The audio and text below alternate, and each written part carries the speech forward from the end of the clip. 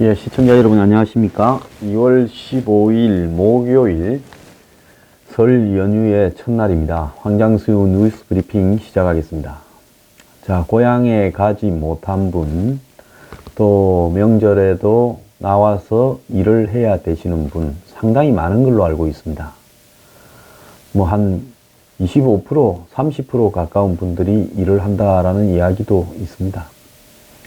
그리고 또 가고 싶어도 여러 가지 여건을 갖추지 못해서 이렇게 마음이 아픈 분, 또 이 시간에 택시나 버스나 택배나 이런 부분에 일을 하시는 분, 또 가게 문을 열고 일을 하시는 분 모두 힘을 내시고요.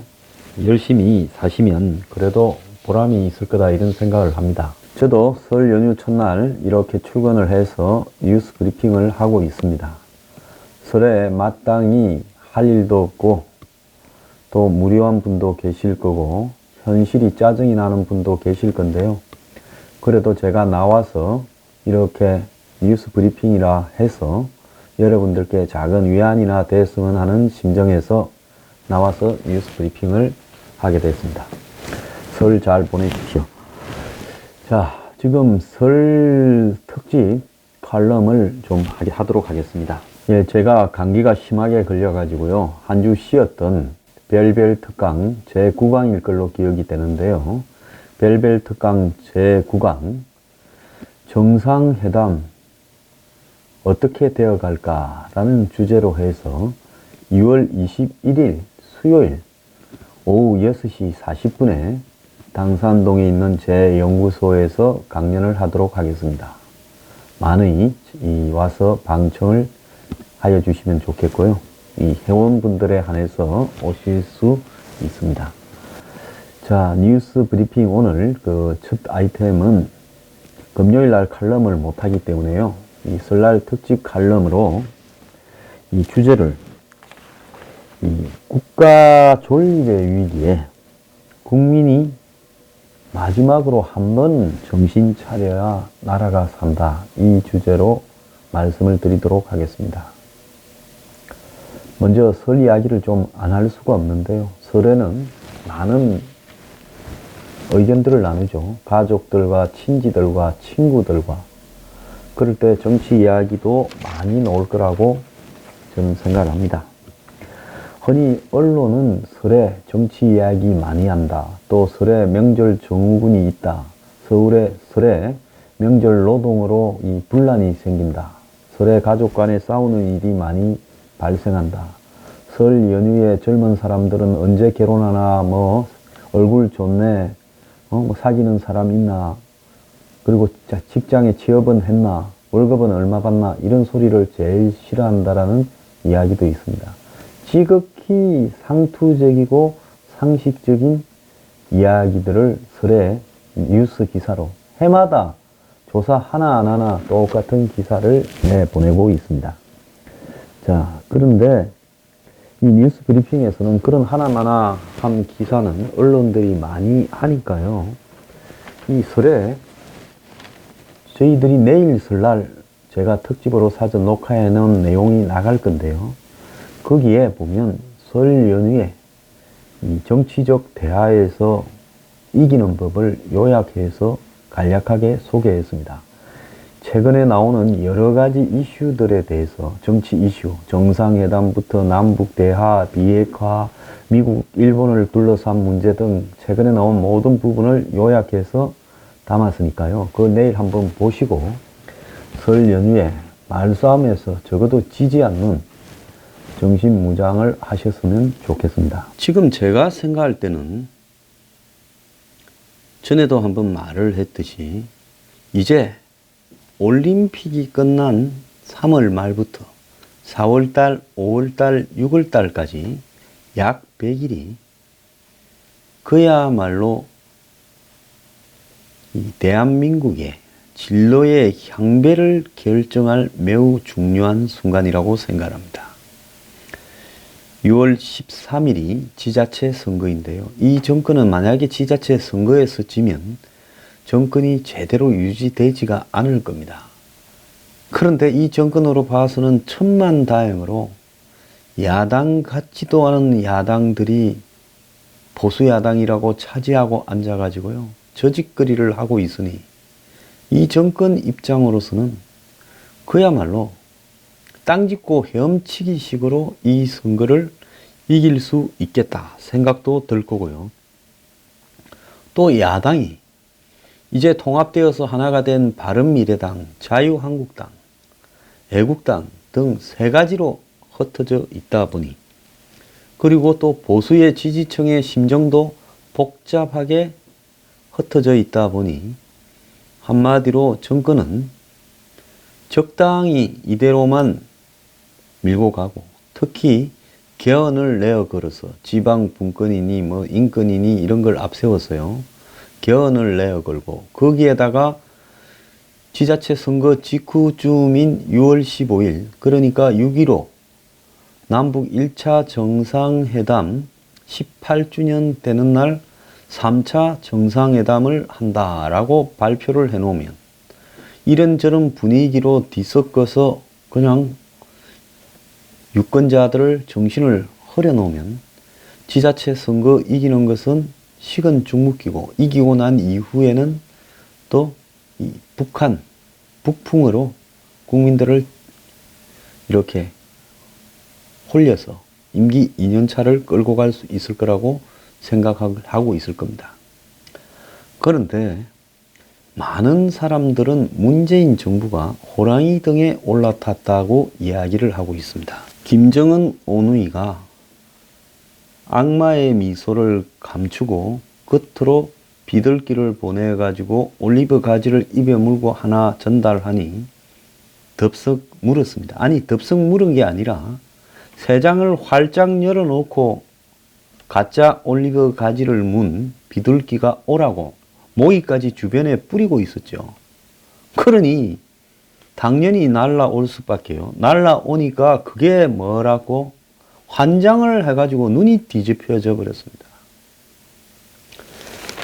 제가 요즘 좀 독서를 쓰니까요. 문파들이 소금 뿌린 미꾸라지처럼 저한테 몰려와서 야단이고요. 더욱 가관인 사람은 자신이 합리적 보수인 척 하거나 중도인 척 하면서 황장수 거리 안 봤는데 요즘 아주 색깔을 드러내는 수구 꼴통으로 변해가네 이럽니다. 저는요, 제가 가지고 있는 가치가 바뀌는 사람이 아닙니다. 저 같은 사람은요, 솔직히 목에 칼을 들이밀어도 제 입장을 바꾸지 않는 사람입니다. 몇 가지 문제에서 제 뉴스 브리핑을 3년째 듣고 계시는 분은 저거 고집은 새 심줄보다도 더 세다라고 이야기할 겁니다. 제가 사회 문제를 바라보거나 경제 문제를 바라보는 가치관에서 좀 타협해서 돈 있는 쪽에 줄을 서면 뉴스 브리핑 꾸려가는 거 이거 아주 해피할 겁니다. 그런데 제가 그렇게 안 합니다. 돈을 좀 주겠다고 하는 것도 다 거절했습니다. 그리고 오직 자기 이름 석자를 대고 신원을 확인하고 회원에 등록한 사람만 받고 일회성 기부는 받지 않겠다고 이야기하고 있습니다. 명분이 있어서 뉴스 브리핑을 하지, 뉴스 브리핑을 하기 위한 자금이 우선인 것은 아니지 않습니까? 자, 저는 앞으로도요, 이 원칙 하나만큼은 철저하게 지켜가려고 하고 있습니다. 어떤 진짜 수구 꼴통은 저보고 그러대요. 황장수 안보는 99%, 그 외에는 꽝. 마음에 안 들겠다는 거죠. 재벌 비판도 하고, 예? 수구 썩은 기득권도 비판하고, 수구 썩은 정치인들도 비판하니까요, 마음에 안 들 겁니다. 저는 솔직히 이야기하면요, 이명박 전 대통령이나 박근혜 전 대통령은요, 국민을 위해서 결단을 좀 해주어야 된다고 생각을 합니다. 왜 그러느냐? 전대미문의 안보 위기를 문재인 정권이 문을 활짝 열어 제끼고 북한을 부려들어서 판을 열고 있고, 그 배후에 중국이 자리를 잡고 있습니다. 이런 상황에서 본인들과 관련된 문제들을, 그걸 가지고 현실 정치권에 영향을 미쳐서 보수 세력을 분열되게 만들거나 흔들게 되면 한마디로 그 두 분이요, 실도 있었겠지만은 공도 있다고 봅니다. 저는 그분들을 다 부인하는 게 아닙니다. 그렇기 때문에요, 본인의 명예가 남아 있을 때 더 이상 문정권에 의해서 한마디로 난도질을 당해서 그야말로 행체도 없이 사라지고 그 과정에서 더욱더 보수를 괴멸시켜 가도록 만들기 전에 이 두 분이 결단을 해야 된다고 생각합니다. 한 나라의 대통령쯤 되셨으면요, 일이 잘못되어서 이 지경이 오게 된 데는 1차적으로 본인들 잘못이 큰 것을 인정해야 됩니다. 망우리 경동묘지에 가도 억울하게 죽지 않은 사람 한 명도 없다라는 말이 있지만은 대통령이 되어서는 그렇게 해서는 안 된다고 봅니다. 이 문정권의 한마디로 전무후무한 파퓰리즘과 이 좌파적 공세는 급기야 대한민국의 정체성을 흐려놓고 머지않아 대한민국이 존립될 수 없을 정도로 만들어가고 있는 것이 눈앞에 확연하게 보입니다.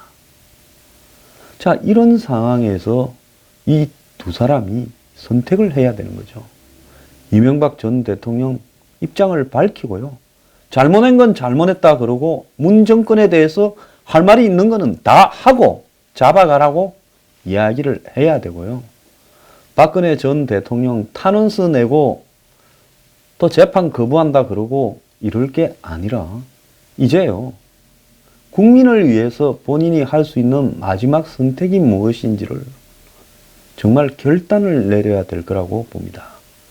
자, 이재용 재판과 신동빈 재판을 봤을 때 요구형 뇌물이라고 규정 짓고 최순실이 합 23년을 선고받았습니다. 있는 재산 추징금하고 벌금으로 다 뺏기게 될 겁니다. 자, 박근혜 전 대통령에 대한 재판은 어떻게 되겠습니까? 여기에다가 특수활동비니 선거 개입이니 더 얹어놨습니다. 최순실이 없는 제목까지도 더 있어요. 박 전 대통령 이 재판을 어떤 방식으로 임할 것인지 국민을 위해 결단을 해줘야 된다고 생각합니다. 그 결단은 제가 말하지 않아도 본인이 알 거라고 생각하고 지지층도 알 거라고 생각합니다. 저는 이제 망가진 두 사람에 대해 어떤 비판을 하지는 않겠습니다. 그런데요, 노블레스 오블리제가 뭡니까? 고귀할수록 더 사회적 책임과 의무는 많다는 겁니다. 두 사람은 보수 진영의 표를 받아서 대통령까지 됐습니다. 아무나 되는 게 아닙니다. 논두렁 전기를 받아야 구의원이라도 한다는데 대통령 되려면 전기가 보통인 사람이 아니고 운과 재수가 모든 것이 탁월하게 맞아떨어져서 대통령이 된 겁니다. 그러면 그런 자리에까지 올라갔던 사람으로서 한마디로 국민 앞에 특히 자신을 지지했던, 그리고 아직도 이 나라가 정상적으로 가야 된다라고 생각하는 건전한 보수 지지층을 향해서 그분들이 받았던 은혜를 갚아야 될 때라고 저는 생각을 합니다. 서두에 왜 두 분을 언급하는가 하면 지금 두 사람이 각자 자신의 문제를 정리하지 않고는 문재인이 던지고 있는 이 거물에서요, 헤어날 수가 없습니다. 이걸로 끝나는 거 아니에요. 박 전 대통령에 대해서 특수활동비로 끝나는 거 아니에요. 또 좀 있으면 또 얹을 겁니다. 이명박 전 대통령 또 수도 없이 얹을 겁니다. 이명박 전 대통령을 잡아넣는데 앞으로 3, 4개월. 그리고 그 이후에 끌고 가면서 기소부터 시작해서 재판까지요. 앞으로요, 2, 3년은 더 이 두 사람을 가지고 푸닥거리를 하게 될 겁니다. 이 정권을 끌어가는 사람의 들의 잔인성이나 한마디로 비인간성을 바라볼 때 스페인식의 합리적인 적폐 청산이나 그리고 선진국에서 보였던 합리적인 정치 보복의 이렇게 무력화 과정들, 이런 것은 생각을 할 수도 없고요. 이 사람들은 끝까지 피를 보면서 그 피를 뿌려가지고 이 땅을 벌겋게, 한마디로 종북 좌파의 천국으로 만들어 가려고 하는 사람들입니다. 근데 두 사람이요, 지금 그 길을 가는데 보수라는 명함을 못 내밀게 하고, 더 나아가서 이 정권이 툭 하면 그걸 정가의 보도처럼 꺼내가지고 잡아 흔들면서 자신들의 이 무도한 집권을 합리화시키고 대북 접촉을 합리화시키면서 썩은 정권들이 전쟁을 좋아하고 한마디로 친미를 하고 이랬는데, 이제 맑은 정권이 와서 그런 것들을 다 걷어내고 민족끼리 잘 살아보겠다라는 말도 안 되는 짓거리를 하는데, 불행히도요, 정말 국민의 상당수가 여기에 찬성을 하고 있다는 겁니다. 우리 보수 지지층이요, 하나 인정할 건 인정해야 돼요. 그동안 보수 정권이 집권해서 하도 잘못한 일이 많아서 보수가 과거에 중도 보수까지 합하면 이 사회의 넉넉한 가반수가 됐는데, 이제 보수라는 이름을 가지고 뭘 하기가 상당히 어려운 환경으로 되어버렸고, 특히 젊은 층에서는 보수 보기를 그냥 아주 우습게 보는 사회적 현상까지 지금 나타나고 있는 것도 사실입니다. 물론 보수를 그렇게 만드는 한국 사회의 이 종북 좌파 세력들의 이 행태도요, 한꺼풀 뒤집어 보면 문제가 있는 이 썩은 보수들과 별로 다르지 않을 거라고 보지만은 자신들은 마치 그렇지 않은 양 위장을 하고 있습니다. 자, 그렇다면 이 사회에 대통령까지 올라서 이 나라를 이끌었던 두 사람이 결단을 했어요. 한마디로 보수 전체의 경종을 울리고, 더 나아가서 문 정권의 이런 무도한 폭주를 제동을 걸 수 있는 실마리를 스스로 마련하고 이 두 사람을 인질 삼아서 정권을 지지도를 높여서 유지해가는 이 부분도 끝을 내어야 된다고 저는 생각을 합니다. 자, 그리고요, 지금 이 우리 건강한 대한민국의 시민들은 한마디로 문 정권의 지금 앞으로의 100일에 대해서 아주 단단한 마음의 각오를 해야 된다고 생각합니다. 자기 집에 가족들도 설득하지 못하고 다스리지 못하면서 어떻게 이 나라가 잘못되어 가는 것을 막을 수 있겠습니까? 형제간이나 친척들조차도 설득하지 못하면서 어떻게 이 나라를 바로잡을 수 있겠습니까? 친구들하고의 싸움에서 자신의 논리도 세우지 못하면서 어떻게 이 나라를 막을 수 있겠습니까? 잘못되어 가는 걸 막을 수 있겠냐고. 그래서 과감하게요, 자식이든 부모든, 예? 가족이든, 더 나아가서 친구든 친척이든 직장 동료든요, 당당하게 자신의 뜻을 피력해서 지금 대한민국의 안보의 정체성이 흔들리면 안 된다라는 입장을 명확하게 피력을 해가야 된다고 봅니다. 그 계기로 이 설 연휴에 한마디로 이런 가열찬 정치 투쟁을 벌여야 된다고 저는 생각을 합니다. 만약에 자식이요, 진짜 말을 듣지 않고 다른 생각을 가지고 있다고 하면 부모로서요, 그 자식이 살아갈 이후의 세대에 벌어질 일들을 생각을 한다면 과감한 결단을 해서라도 자식을 바로잡아야 됩니다.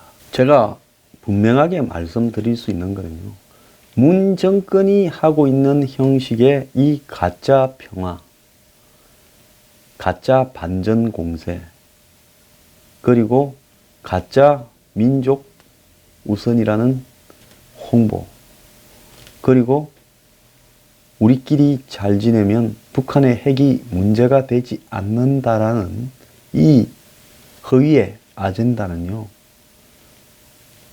100일 안에 쪽박이 나게 돼 있습니다. 그 모순에 의해서요. 절대로 잘 굴러갈 수 없고, 절대로 김정은이나 문재인 대통령이 원하는 방향으로 되어갈 수 없다라는 것을 제가 확신합니다. 그런데요, 우리가 나서서 아무것도 하지 않고 그냥 그대로 가게 놔두고 여론조사하면 이번에 북한이 와서 좋다 70% 80% 나오는 식으로 방치한다면요, 그건 하늘이 도와주고 싶어도 안 되는 겁니다. 월남을 한번 보세요. 국민들이 썩어 자빠졌으니 누가 나서서 어떻게 할 방도가 없었던 겁니다. 그렇게 되다 보니 마치 공산주의 월맹이 모든 정의를 가지고 민족주의적인 승리를 했다, 그걸 보면서 희열을 느꼈다는 사람이 문 대통령 아닙니까?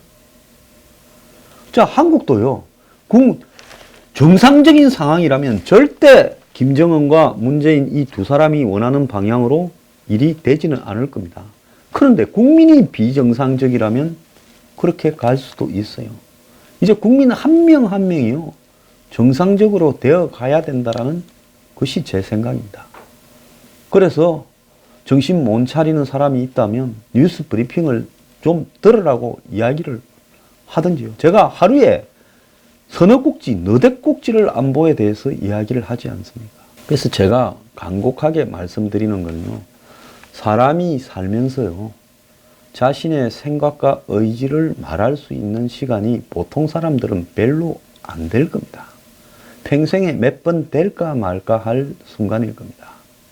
저도 그런 순간이 몇 번 있었는데요, 참 제가 크게 신념이 있거나 훌륭해서 그런 거는 절대 아닙니다.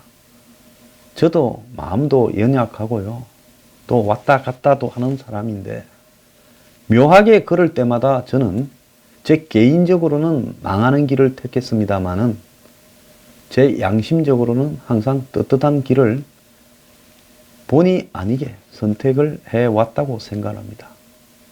여러분들도요, 이제 이 나라가 정상으로 가느냐 비정상으로 가느냐는 갈래에서 앞으로 올림픽이 끝난 이후의 100일이 그야말로 두 번 다시 돌아오지 못할 중요한 선택의 계기가 될 수 있습니다. 그때 여러분들이 양심과 노력과 헌신을 다해서요, 적어도 이 나라가 그렇게 돼가서는 안 된다라는 목소리와 여론을 만들어 가야 되는 겁니다. 자, 그래서요, 만약에 한국당이나 기존 보수를 표방하는 썩은 이 사이비 진영들이 제대로 투쟁하지 않을 때는 이 사람들을 가차없이 공격을 해야 된다 생각을 합니다. 저도 행동을 해야 할 때는 해야 된다라는 생각을 요즘 가지고 있습니다. 자, 그래서요, 여러분들도 이번에 설 연휴에부터 시작을 해서 가족부터 친척부터 친구까지 정말로 교육을 제대로 시켜주길 바랍니다. 과거에 좌파들이 이 사회를 의식화시켰다면요, 이제 건강한 애국 시민들이 이 사회를 재의식화시켜야 될 순간이라고 생각을 합니다. 잘 모르겠으면요, 내일 황장수의 뉴스 브리핑을 좀 보시고, 또 그래도 모르는 게 있다면 댓글로 달아주시면요, 제가 보고 참고해서 계속 이야기하도록 하겠습니다. 설 연휴 잘 보내시길 바랍니다.